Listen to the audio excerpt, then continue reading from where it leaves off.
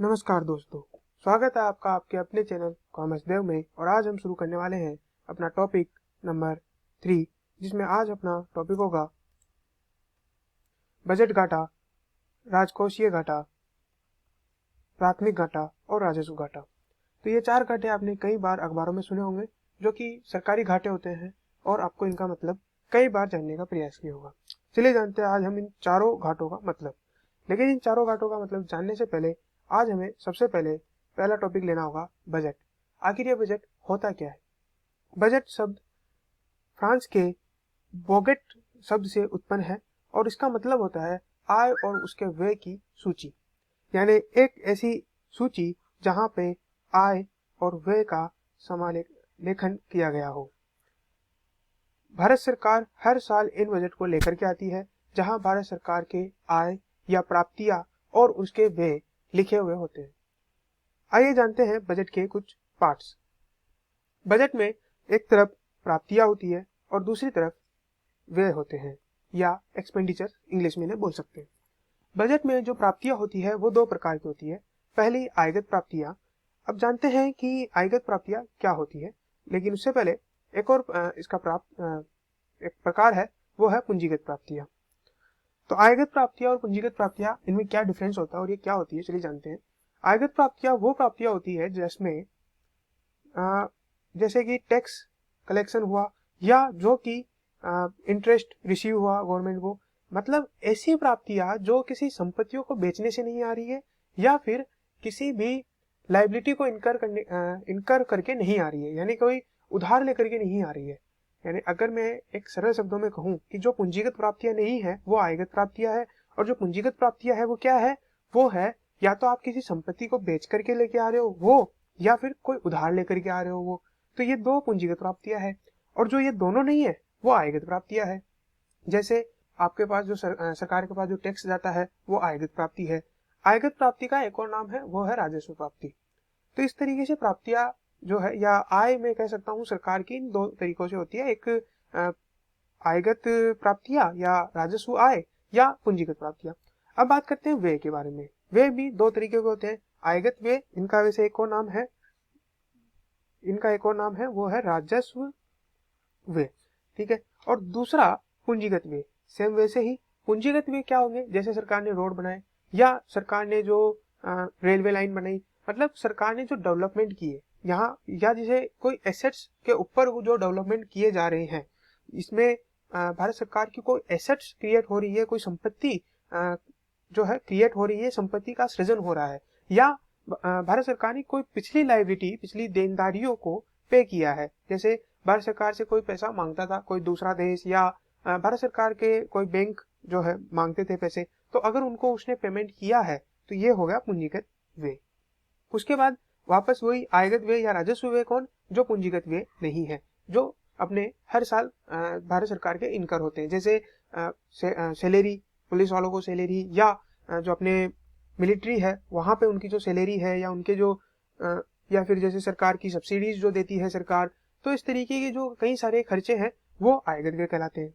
अब जब आपने आय और व्यय को जान लिया है, अब जानते हैं हम अपने घाटों के बारे में। तो सबसे पहले जो हम घाटा लेने वाले हैं वो है बजट घाटा। वैसे नाम से ही स्पेसिफाई हो रहा होगा बजट घाटा किसे कहते हैं, फिर भी हम एक बार इसे डेफिनेशन देख लेते हैं। इसकी डेफिनेशन है, जब कुल व्यय कुल प्राप्तियों से ज्यादा हो तो इसे घाटे का बजट कहते हैं, तथा कुल व्यय व कुल प्राप्तियों के अंतर को बजट घाटा कहते हैं। आपको लेना क्या है? कुल व्यय और कुल आय, और इन दोनों का जो डिफरेंस है वो बजट घाटा कहलाएगा। और लेकिन देखिए, अगर कभी कुल व्यय कम है और कुल प्राप्तियां ज्यादा है तो वो क्या कहलाएगा? उसमें बजट सरप्लस कहलाएगा, यानी बजट अधिक के। लेकिन जहां पे कुल व्यय ज्यादा हो जाते हैं, जहां आपके खर्चे ज्यादा हो जाते हैं, जहां सरकार के खर्चे ज्यादा हो जाते हैं उनकी आय से, तो वो कहलाती है बजट घाटा। अब और इस बजट को घाटे का बजट कहते हैं। और जितने भी डेवलपिंग नेशंस है जो डेवलप कर रहे हैं वो घाटे का बजट बनाते हैं। इसमें ज्यादा जानकारी आपको इकोनॉमिक्स के जो अगर आप इकोनॉमिक्स पढ़ेंगे तो उसमें आपको मिलेगी, बट आपके लिए अभी ये जानना जरूरी है कि बजट घाटा क्या होता है। तो जो भी टोटल एक्सपेंडिचर है भारत सरकार के और टोटल इनकम है, उन दोनों का डिफरेंस बजट घाटा कहलाता है, जब जो है कुल व्यय ज्यादा है। तो आगे देखते हैं दूसरा घाटा जो हमारा राजकोषीय घाटा। ये काफी इंपॉर्टेंट होता है और राजकोषीय घाटे से ही महंगाई दर का जो है आकलन किया जाता है। वो किस तरीके से होता है, ये वापस इकोनॉमिक्स के काफी इंपॉर्टेंट चैप्टर्स है। लेकिन अगर हम राजकोषीय घाटे के बारे में जाने कि ये ऊपर से होता क्या है, तो राजकोषीय घाटा होता है कि जब कुल व्यय व कुल प्राप्तियों, लेकिन कुल प्राप्तियों में किसको छोड़ देना है, उधार प्राप्तियों को, जो भारत सरकार ने उधार लिया है उनको छोड़ते हुए उनका अंतर जो है वो राजकोषीय घाटा कहलाता है ना। अब अगर आप इसमें पूरी अच्छी तरीके से ध्यान दे रहे हो तो मैं इसको इस तरीके से भी लिख सकता हूं कि जो बजट घाटा है प्लस अगर मैं जो उधार प्राप्तियां है भारत की, अगर वो दोनों में जोड़ दूं तो ये कहलाता है क्या, ये क्या कहलाएगा, ये कहलाएगा राजकोषीय घाटा। ठीक है, ये मैथमेटिक्स का एक, अगर आपने अच्छे से ध्यान दिया होगा, क्योंकि बजट घाटा होता है कुल व्यय और कुल प्राप्तियां। अब उसमें से अगर हमने उधार प्राप्तियों को छोड़ दिया कुल प्राप्तियों में से, तो हमें वहां यहाँ पे जोड़ लेंगे और ये कहलाएगा राजकोषीय घाटा।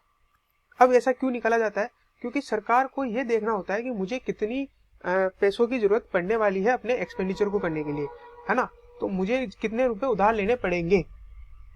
आप ये समझे कि मैंने टोटल एक्सपेंडिचर ये कर लिए और मेरे पास टोटल जो पैसा आया है वो इतना आ गया है उधार के अलावा, तो बाकी जो बचा वो मुझे उधार लेना पड़ेगा। अब भारत सरकार कई चीजों से, कई लोगों से उधार लेती है, जैसे भारत सरकार किसी अन्य देश से उधार ले सकती है।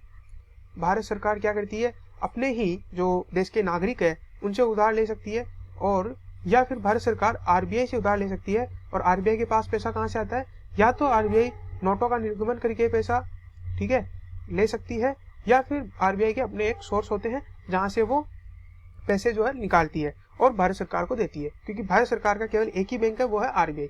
हाँ, भारत सरकार केवल इस बैंक से ही जो है पैसा लेती है। अब आगे देखते हैं अन्य एक घाटे के बारे में जिसका नाम है प्राथमिक घाटा।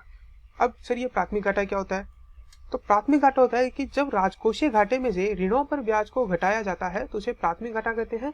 यह सरकार को बताता है कि ब्याज भुगतान के अलावा अन्य खर्चों के लिए सरकारी उधार कितना होगा। यानी अगर मैं राजकोषीय घाटा यहाँ लिख दूं तो इसमें से अगर मैं निकाल दूं उधार के लिए ब्याज या उधार के लिए ब्याज का जो भुगतान सरकार को करना होता है, अगर हम उसे रिड्यूस कर दे तो जो निकल के आएगा वो है प्राथमिक घाटा। ये सरकार क्यों निकालती है, ताकि सरकार को पता चल जाए कि मुझे ब्याज के भुगतान के अलावा, कि मतलब मैं जो उधार ले रहा हूं उसमें से कितना पैसा तो मुझे ब्याज के भुगतान में देना पड़ेगा और कितना पैसा मुझे अन्य खर्चों के लिए जो है उपलब्ध हो जाएगा। ठीक है, तो ये प्राथमिक घाटा हो गया। आगे देखते हैं एक और घाटा, वो है राजस्व घाटा। राजस्व घाटा नाम से ही आपको समझ में आ रहा होगा कि जो राजस्व आय है और राजस्व प्राप्तियां है उनके डिफरेंस को, सेम यही आगे हमारे राइटअप में लिखा हुआ है कि सरकार की राजस्व प्राप्ति और राजस्व व्यय के बीच के अंतर को राजस्व घाटा कहते हैं। और इसमें सरकार केवल रेवेन्यू डेफिसिट जानने के लिए, इसका ऐसे कोई ज्यादा खास उपयोग है नहीं। तो यहाँ पे इसके अलावा एक व्यापार घाटा और है जो आप कई बार सुनते हो, ये बजट से रिलेटेड नहीं है, ये अलग ही एक टॉपिक है। व्यापार घाटा होता है जब किसी देश की वस्तु और सेवाओं के आयात निर्यात का अंतर व्यापार घाटा कहलाता है। जैसे मान लीजिए आपने चीन को 1000 रुपए का आयात किया, 1000 रुपए का आयात किया। आयात आप जानते हैं किसी देश से परचेज करना, ठीक है, किसी और देश से अपने देश में सामान लाना, परचेज करना। अगर आपने चीन से 1000 का आयात किया, मतलब भारत ने, और भारत ने चीन को 800 रुपए का सामान वहां भेजा यानी कि निर्यात किया, तो ये दोनों अंतर क्या होगा, ये 200 रुपए नेगेटिव, और ये जो 200 रुपए है ये कहलाएगा व्यापार घाटा। ठीक है, ये देश का जो है व्यापार घाटा, ये हर एक देश के साथ निकाला जाता है और एक अपने भारत का भी टोटल निकाला जाता है। ठीक है, अब आगे देखते हैं। तो आज के लिए बस इतना ही है। Thank you very much. अगर आपको ये वीडियो पसंद आए प्लीज इसे लाइक करें, साथ साथ अपने दोस्तों के साथ शेयर करें और हमारे चैनल को सब्सक्राइब करके बेल आइकन जरूर दबाएं।